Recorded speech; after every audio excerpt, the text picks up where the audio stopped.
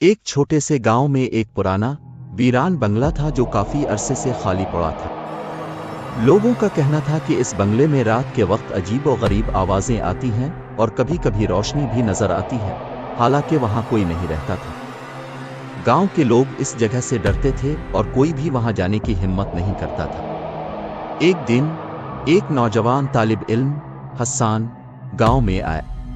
वो पढ़ाई के लिए शहर से गांव आया था और भूत प्रेत की कहानियों पर यकीन नहीं रखता था। गांव वालों ने इसे बंगले के बारे में बताया, लेकिन इसने उनकी बातों को मजाक समझा और फैसला किया कि वो रात को इस बंगले में जाएगा और देखेगा कि वहां क्या हो रहा है। रात के वक्त हसन ने अपनी टार्च और कैमरा लिया और बंगले की तरफ रवाना हो गया।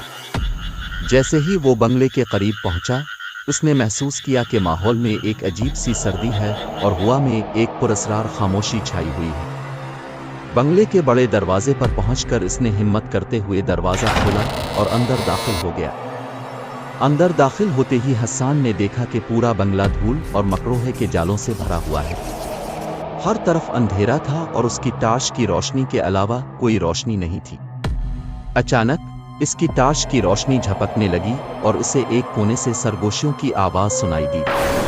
हसन ने अपनी टार्च इस समत में मारी, लेकिन वहां कुछ नजर नहीं आया। इसके बावजूद सरगोशियां ज्यादा तेज हो गईं और उसका दिल जोर जोर से धड़कने लगा। उसने चीख कर कहा, कौन है?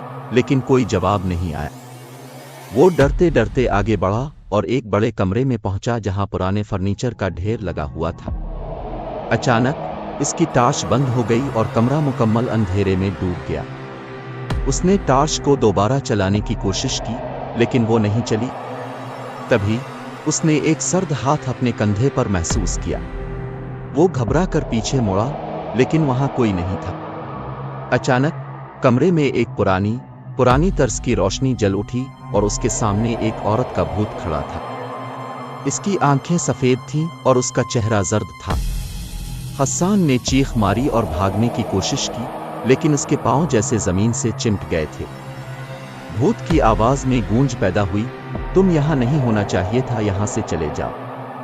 हसन ने पूरी ताकत से भागने की कोशिश की और आखिरकार वो दरवाजे तक पहुंच गया। उसने दरवाजा खोला और बाहर की तरफ भागा। बाहर निकलते ही इसने पीछे मुड़कर देखा, लेकिन बंगला गायब हो चुका था, जैसे वो कभी वहां था ही नहीं। हसन गांव वापस आया और अपने कमरे में जाकर दरवाजा बंद कर लिया। अगले दिन वो गांव छोड़कर हमेशा के लिए चला गया और इस वाकये के बारे में किसी से कुछ नहीं कहा। लेकिन गांव वाले आज भी कहते हैं कि अगर कोई बंगले के करीब जाए तो उसे इस औरत की सरगोशियां सुनाई देती हैं, जो कहती है, यहां से चले जाओ।